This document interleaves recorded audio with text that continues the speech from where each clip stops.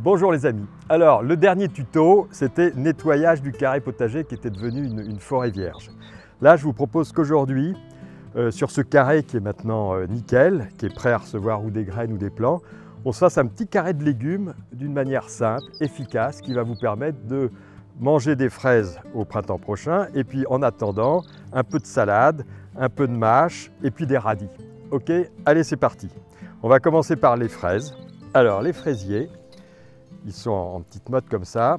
Pour vraiment booster l'enracinement, on va les faire tremper dans une solution d'Osyryl. Alors l'Osyryl, c'est un stimulateur de croissance racinaire. Donc ça c'est vraiment, alors c'est un produit 100% naturel qui est assez épais. Et donc il faudra bien agiter et on va faire tremper nos plants de fraisier dedans. Et ça va vraiment complètement les aider à déployer leurs racines au fil des jours. Donc ils auront vraiment une bonne implantation. Ça se mélange dans l'eau. Et puis je vais mettre mes godets de fraisier dedans à tremper. Donc il y en a deux. Vous voyez, ils ont vraiment besoin d'eau. La preuve c'est que ça flotte. Et au fur et à mesure qu'ils s'imbibent, ils vont descendre dans le seau. Donc toute la mode va être bien imbibée d'eau et de solution d'Osyryl.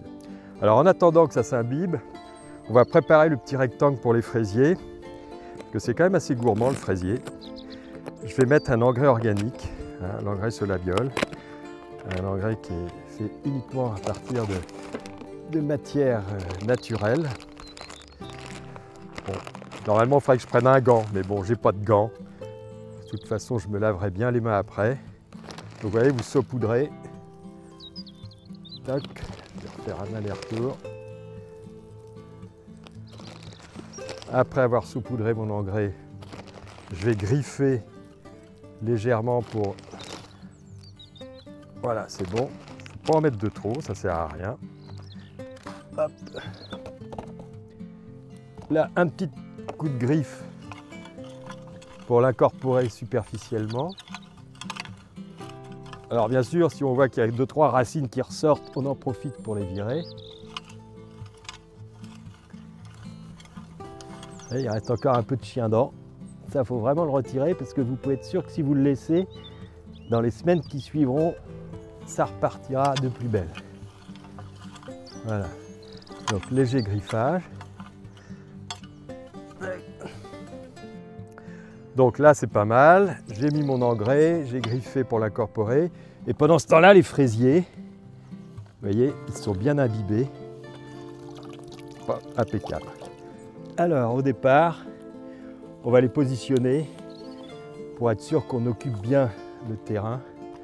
Alors, à peu près, on va dire 30 cm. Alors, les fraisiers, il ne faut surtout pas les enfoncer trop profond en terre. Il faut bien tasser, mais il faut que le collet soit vraiment à la surface, voire un petit peu en hauteur. Il ne faut pas les enfouir dans la terre. Par contre, il faut bien tasser quand même.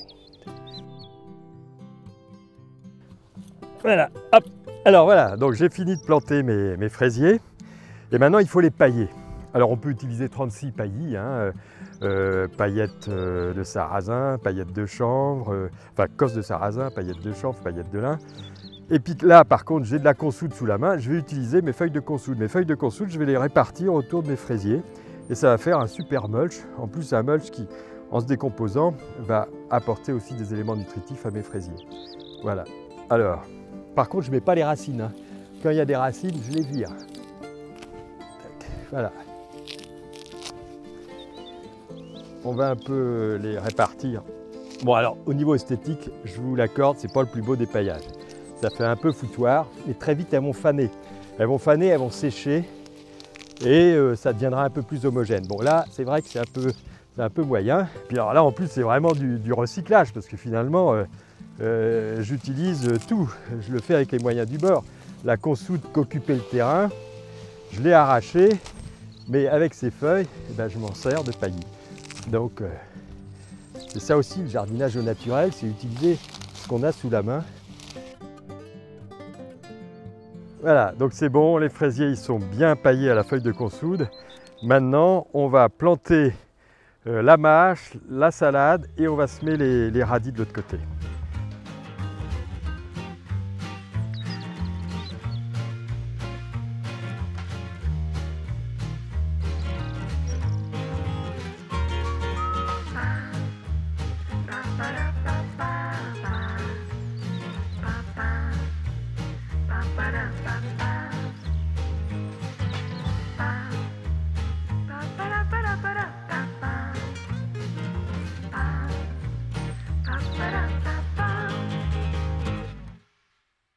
Tac. Et voilà, on a fini maintenant avec la mâche. Et maintenant, on va semer les radis.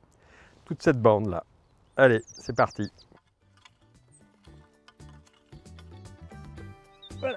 Voilà, alors on va semer les radis.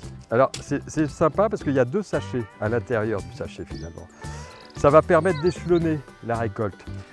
Là aujourd'hui on va semer un premier sachet et le deuxième, sur l'autre moitié du terrain, on va le semer allez, à peu près dans 10 jours, 15 jours. Comme ça va échelonner la récolte, tout simplement. Sinon on va manger du radis matin, midi et soir. Il faut vraiment faire attention pour ne pas semer trop serré.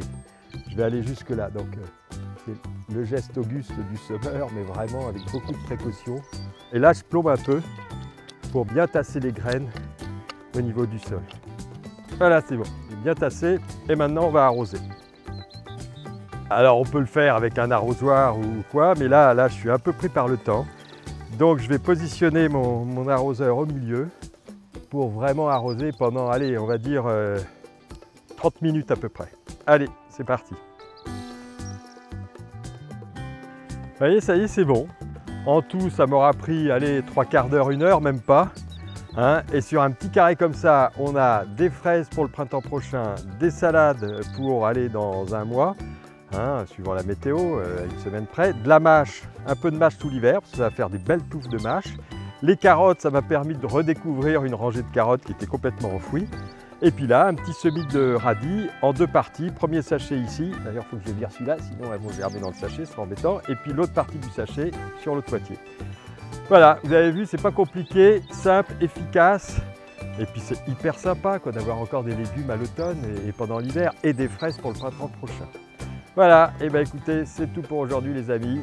Allez, salut, au prochain tuto.